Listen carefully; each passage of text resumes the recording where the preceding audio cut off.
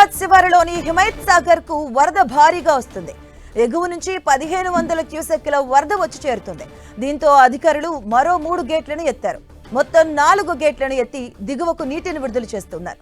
1391 క్యూసెక్కుల వరదను మూసిలోకి వదులుతూ ఉన్నారు. మరోవైపు హిమాయత్ సాగర్ నిండుకుండడంతో రంగారెడ్డి జిల్లా కలెక్టర్ నారాయణ రెడ్డి పరిశీలించారు. ఆయనతో పాటు గండిపేట తహసీల్దార్, జలమండలి అధికారులు కూడా ఉన్నారు.